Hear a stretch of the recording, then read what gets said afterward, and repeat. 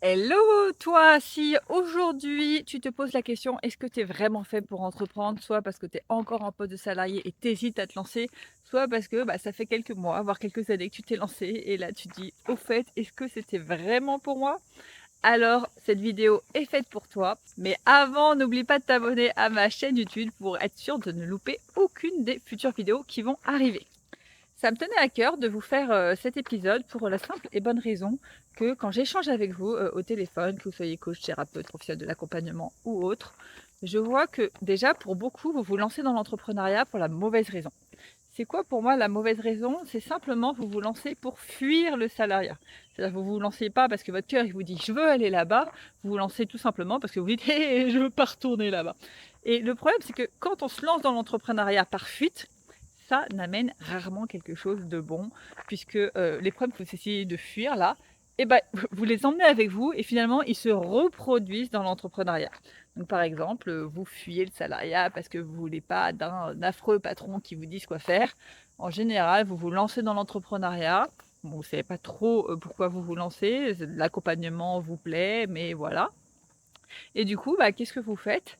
Vous, suivez finalement un nouveau patron, ça peut être le dernier gourou à la mode, un mentor, business ou autre et vous lui donnez le rôle de votre patron affreux, qui va vous faire plein de choses que vous détestez faire. Mais comme vous savez pas vraiment pourquoi vous vous lancez, vous allez vous remettre dans un schéma où vous faites des choses qui vous ressemblent pas, où, vous vous contraignez pour des choses qui vraiment, n'ont pas forcément d'intérêt et vous vous épuisez et puis hop, on refait la même boucle, le même schéma. Donc vraiment, déjà pour moi, la règle numéro un, c'est ne vous lancez pas dans l'entrepreneuriat par la fuite de. Lancez-vous dans l'entrepreneuriat parce que vous avez une mission, quelque chose qui vous porte, votre cœur qui vous dit: «Oui, c'est vraiment là que je veux aller, c'est vraiment ces personnes-là que je veux accompagner». Là, c'est vraiment la bonne raison pour se lancer. Si vous vous lancez depuis la fuite de, par exemple, vous avez fait un burn-out et vous voulez surtout pas reproduire un burn-out et du coup, vous vous lancez à votre compte, non, mauvaise raison.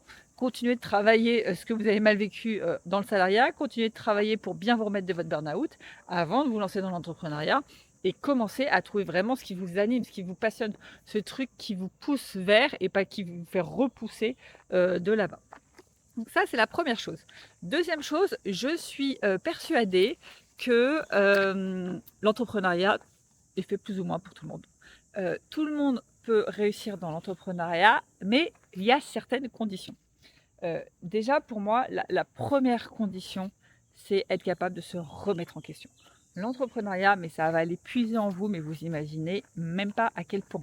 Moi, je me rappelle quand je me suis lancée dans l'entrepreneuriat, je lisais des posts d'entrepreneurs plus avancés qui disaient: «Oh l'entrepreneuriat, c'est l'école de la vie, c'est du développement personnel accéléré». Moi, bébé entrepreneur, je me disais: les gens, ils devaient vraiment pas être très bien développés personnellement. Moi, je vois pas de quoi ils parlent, ça me parle pas du tout. Je suis déjà très bien très élevée niveau développement personnel, ça ne m'apprend rien de plus sur moi. Bon, ça, c'était l'Alexandra dans les débuts. 6 mois, 1 an après, elle a compris le truc. Parce qu'en fait, à chaque fois que tu vas bloquer à un niveau, qu'est-ce qui va se passer? Et bah, tout simplement, va falloir travailler sur toi parce que tu es ton propre blocage. Donc vraiment, c'est un truc que j'ai appris avec le temps et qui est vraiment pour moi ultra important. Si vous n'êtes pas capable de vous remettre en question, si vous n'êtes pas capable de vous dire à chaque fois que mon activité bloque, c'est moi le blocage. Non, non, c'est pas l'extérieur. On arrête de chercher des excuses à droite à gauche. C'est vous le blocage. Vraiment, ça fait mal de l'entendre. En général, on préfère dire non, mais c'est parce que c'est la crise. Non, mais c'était plus facile avant. Non, mais si, non, mais ça. Non, il n'y a pas de tout ça. Ça n'a jamais été facile. On a l'impression que c'était plus facile avec du recul. Mais en même temps, voilà, c'était une autre difficulté. La difficulté n'était pas au même niveau. Aujourd'hui, c'est quand même beaucoup plus facile qu'avant de se lancer dans l'entrepreneuriat, quand même, qu'on se le dise. Il y a l'IA pour vous aider, les réseaux sociaux, c'est ultra simple d'y aller, c'est quelques clics. Il n'y a pas forcément besoin d'investir dans un cabinet. Bref, ça n'a jamais été aussi facile qu'on se le dise. Wouhou! Eh bien, j'ai été sûre que ça allait arriver, ça. J'ai décidé de faire la vidéo dans une descente. On va voir si vous me retrouvez en vie d'ici la fin de la vidéo. Suspense, du coup, restez bien jusqu'au bout de la vidéo. Quel teasing! Qu'est-ce que je disais du coup? Je me suis totalement perdue. Oui, je disais donc, première chose pour réussir dans l'entrepreneuriat, être capable de se remettre en question. Vraiment, j'insiste énormément dessus. Être capable de faire le discernement entre ce qui est aligné et ce qui est de la peur. Parce que alors ça, je le vois très, très souvent, c'est: «Ah non, mais les réseaux sociaux, c'est pas aligné pour moi, donc j'y vais pas». Quand on creuse, c'est juste de la peur. d'accord? Donc la peur, on se remet en question, on travaille sa peur, on y va, et on va sur les réseaux sociaux, on trouve une manière de faire qui vous corresponde. Mais les réseaux sociaux, c'est fait pour tout le monde. Ça, je vous le garantis, je le répète H24, les réseaux sociaux sont faits pour tout le monde. C'est un principe simple. Enfin non, ils sont pas faits pour tout le monde, mais ils sont faits pour tous ceux qui sont dans l'accompagnement. Tout simplement parce que si tu es dans l'accompagnement, normalement, c'est parce que tu adores les autres. Tu adores partager, tu adores transmettre, tu adores élever les autres vers le haut. L'objectif des réseaux sociaux, c'est quoi? C'est de partager, c'est de transmettre, c'est d'élever les autres vers le haut. C'est exactement tout ce que tu aimes faire. C'est juste que le moyen comme ça, tu as des petits a priori de ah, moi je veux pas jouer les influenceurs, etc. Non, tu as juste peur du regard des autres, tu as peur de l'échec, tu as peur qu'on te dise que tu dises n'importe quoi. Mais balaye tes peurs et tu verras que parler devant une caméra, c'est exactement la même chose que parler devant un humain une fois que tu as retiré toutes tes peurs. Je dis pas que c'est facile comme travail, je dis juste que c'est possible. Donc voilà, donc premier point, tu l'as bien compris, je pense, ça va être vraiment travailler sur toi. Deuxième point qui fait que tu vas réussir dans l'entrepreneuriat, ça va être ce que j'appelle le growth mindset versus le fixed mindset. Alors j'appelle ça, c'est pas du tout moi qui appelle ça, hein, c'est les Américains, ils ont tout compris. C'est quoi? C'est l'état d'esprit de croissance versus l'état d'esprit fixé, c'est-à-dire de toujours vouloir en apprendre plus. Si tu te lances dans l'entrepreneuriat pour juste rester dans ta zone de confort, avoir un truc pépère, etc., ça va être très compliqué. Pour réussir dans l'entrepreneuriat, va falloir quoi? Va falloir apprendre plein de choses. Je suis navrée de te le dire, il va falloir apprendre plein de choses et avoir envie de l'apprendre. C'est-à-dire qu'il va falloir, ça revient au point 1, mais bon, déjà te réconcilier avec le marketing, la vente, l'argent et tout ça. Mais ensuite, il va falloir avoir envie d'apprendre à développer ton activité, avoir envie d'apprendre la psychologie humaine de l'achat, avoir envie de comprendre comment aussi réagissent les humains sur les réseaux sociaux, qu'est-ce qu'ils consomment, qu'est-ce qu'ils consomment pas, qu'est-ce qui attire l'attention, qu'est-ce qui fait vendre, qu'est-ce qui donne la confiance, etc. Bref, tout un tas de compétences qui vont être à apprendre et continuellement. Continuellement. Tu ne finiras jamais d'apprendre. Il y a toujours des trucs à apprendre sur la vente, sur le marketing, sur la communication qui vont permettre à ton activité de grandir. Donc ça, vraiment, si tu n'as pas cette soif d'apprendre, ce truc de OK, j'ai un état d'esprit de croissance, je veux toujours apprendre de nouvelles choses sur mon métier, bien évidemment, c'est très important, vos compétences métiers, hein, les compétences coach, thérapeute, etc. On continue de se former chaque année, mais à équivalent de vos compétences business. Pour moi, tu investis dans une formation métier, tu investis en parallèle dans une formation business. Ça doit être les mêmes dépenses à droite et à gauche, parce que si tu dépenses que dans une formation métier, bah, qu'est-ce qui va se passer? Tu vas jamais trouver de clients, ou en tout cas ça va prendre énormément de temps. Je retire le jamais d'ailleurs, j'exagère un petit peu, tout petit peu. Tu peux trouver des clients bien évidemment sans formation business, simplement que ça va te prendre énormément de temps et le temps c'est de l'argent. Donc soit tu as 3 années devant toi, c'est ok, vas-y à ton rythme tout seul, fais tes erreurs et apprends. Soit financièrement tu n'as pas le temps d'attendre et dans ces cas-là, fais-toi accompagner. Ou en tout cas apprends une formation ou autre, mais forme-toi sur ces sujets. Donc je disais voilà, si tu as une formation que métier, ça marche pas. Si tu as une formation que business, ça marche pas non plus. Parce que oui, tu vas pouvoir attirer des clients très vite, mais par contre tes clients, bah, si tu n'as pas une formation métier, ils vont être déçus, ils vont pas avoir les résultats. Donc à un moment donné, tout va se péter la gueule. Donc vraiment, les deux sont ultra importants. Donc ça, c'était mon deuxième point, fixed mindset versus growth mindset. Troisième point, si tu veux réussir dans l'entrepreneuriat, ça va être de te libérer du perfectionnisme. Vraiment, ça rejoint un peu le point mindset, hein, mais le perfectionnisme est l'ennemi de l'entrepreneuriat. C'est simple, tu peux passer des heures dans ta tête à essayer de tout faire parfait. La seule personne qui a la réponse, c'est le marché en face. Donc, passe pas trop de temps à penser à 36 000 trucs. Il faut que tu sois dans l'action, action, réaction. J'ai une idée, je la teste, je vois comment ça réagit. Ça réagit bien, tant mieux, je continue. Ça réagit mal, bon, bah j'arrête, je change d'idée. Donc vraiment, pour réussir dans l'entrepreneuriat, si tu es entre guillemets un control freak qui a besoin d'avoir le contrôle sur tout, que tout soit parfait, etc., qui ça génère de l'anxiété de ne pas tout maîtriser, l'entrepreneuriat, ça va être compliqué. Là, je te ramène au point 1, il va falloir travailler sur toi, développement personnel, etc., pour vraiment te libérer de ça et justement te libérer de ton perfectionnisme et réussir au maximum à faire des choses de manière imparfaite. Vraiment, pour moi, une des maximes de l'entrepreneuriat, c'est fait vaut mieux que parfait. Et plus vite tu seras dans le fait vaut mieux que parfait, plus vite ton activité cartonnera. Là, ce que je te dis, je pense que c'est vraiment les 3 points principaux pour réussir dans l'entrepreneuriat qui feront que tu es fait pour entreprendre. Encore une fois, pour moi, tout le monde est fait pour entreprendre. C'est à quel point, et là je reviens vraiment, c'est le point numéro 1 qui est pour moi le plus important, tu es prêt à travailler sur toi pour dépasser tout ce qui va te bloquer. La réussite d'un entrepreneur, allez, c'est 90% du mindset. Honnêtement, si tu travailles ta relation à l'argent, déjà, on est pas mal, hein. On est pas mal, on est pas mal. Si tu es OK avec l'argent, avec gagner de l'argent, avec, on va dire, prendre de l'argent des autres parce que tu leur rends un service, on est plutôt nickel. Si tu es à l'aise avec le marketing et la vente, non, tu n'es pas dans de la manipulation, non, tu n'es pas en train d'arnaquer les gens, non, tu es juste là pour aider les gens. Tu as des gens qui ont un problème et toi, ton rôle, c'est de dire coucou, je suis là et de leur donner envie d'acheter. C'est simplement ça. Il n'y a pas de manipulation, il n'y a pas de grands méchants, etc. La vente et le marketing peuvent vraiment être éthiques. Si tu te libères de ton perfectionnisme, on est parfait. Honnêtement, pour moi, c'est les gros points mindset que je vois le plus. On est pas mal parfait. Ah si, pardon, si tu te libères bien évidemment du regard des autres et de cette peur de l'échec qui fait que tu arrives à oser te montrer, oser être visible. Nickel. Parce que oui, alors, si tu n'as pas envie d'être visible, là, l'entrepreneuriat, ça va être très très compliqué. À un moment donné, il va falloir être visible si tu veux que les gens viennent à toi. Il faut que d'une manière ou d'une autre, tu te rendes visible.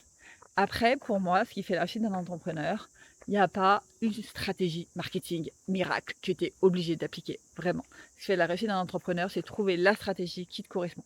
Tu trouves la stratégie qui te correspond, tu trouves le truc qui te fait vibrer et tu verras, la suite suivra sans aucun souci. Donc vraiment, si aujourd'hui tu dis, je veux me lancer dans l'entrepreneuriat, mais je sais pas si je suis fait pour l'entrepreneuriat parce que faire des danses sur TikTok, c'est pas mon truc.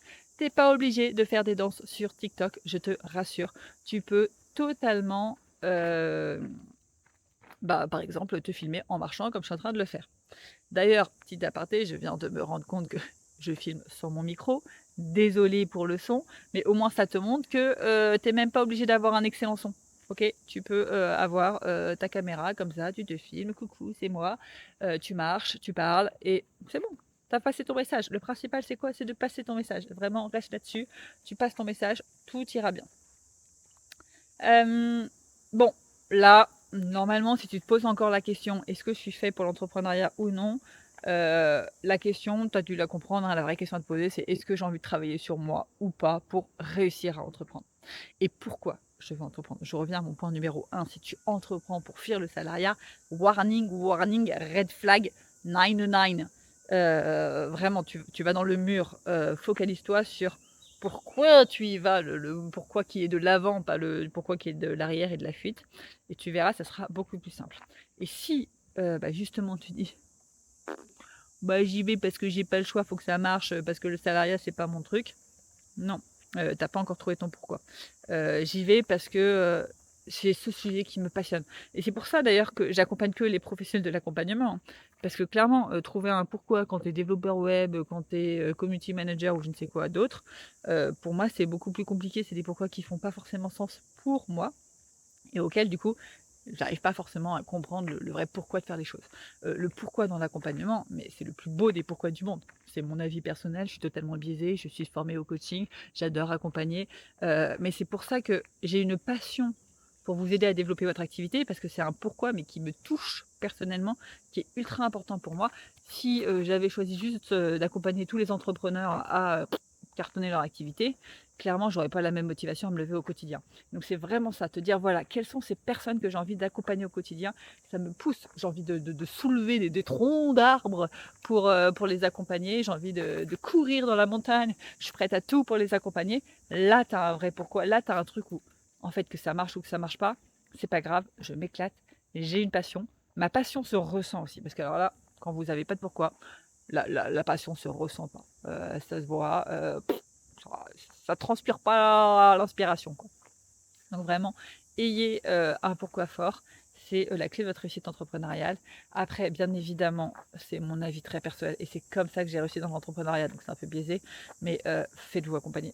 Si vous savez que l'entrepreneuriat, vous êtes pas né là-dedans, que vous n'avez jamais connu ça, c'était mon cas en formation ingénieur, j'y connaissais rien du tout, formez-vous, ça vous fera gagner un temps de dingue parce que vous imaginez qu'il faut connaître ça pour réussir dans l'entrepreneuriat, je vous garantis qu'il faut connaître tout ça, une montagne de choses pour réussir dans l'entrepreneuriat. Moi, j'avais totalement sous-estimé toutes les choses qu'il fallait apprendre. Mes clients qui rentrent dans le programme, en général, ils sortent du programme en mode oh là là là là, mais tout ce que j'ai appris, j'étais à 10 000 kilomètres d'imaginer qu'il y avait tout ça à prendre en compte, tout ça à connaître. Parce qu'il y a des choses, ok, qui sont, on va dire, déjà sur votre mindset, une grosse partie mindset, hein, je le répéterai jamais assez. Il y a des choses qui vont être sur la partie marketing, vente, on va dire la théorie de la psychologie humaine, psychologie de la vente et tout ça. Mais il y a aussi tout ce qui est outils, comment concrètement on met ça dans la matière. Il y a aussi tout ce qui est accompagnement, comment je crée une offre, comment j'accompagne. Il va y avoir tout ce qui est vente, il va y avoir, tout ce qui est, IA, comment je crée en place un système IA qui me respecte, qui me correspond et qui a vraiment ma voix et pas un truc qu'on voit partout et qui passe nulle part. Comment je trouve ma différenciation. Bref, il y a 1000 milliards de choses, à savoir, à apprendre et cetera. Donc, vraiment faites-vous accompagner, c'est le meilleur conseil que je puisse vous donner. Si vous êtes pressé financièrement, si bien évidemment vous avez 3 ans devant vous et que vous n'avez pas envie de dépenser de l'argent et prendre votre temps, allez-y. Mais ne vous réveillez pas par contre 3 mois avant. Désolée pour tous ceux qui font des promesses miracles de en 3 mois tu vas passer de 0 à 10 000 euros par mois. Non, c'est très très rare. Et si vous pariez là-dessus, normalement tout seul vous devriez déjà en 3 mois faire 5 000 euros par mois. Parce que les personnes qui passent de 0 à 10 000 euros par mois en 3 mois, en général, seules, elles étaient déjà capables de faire 5 000 euros par mois.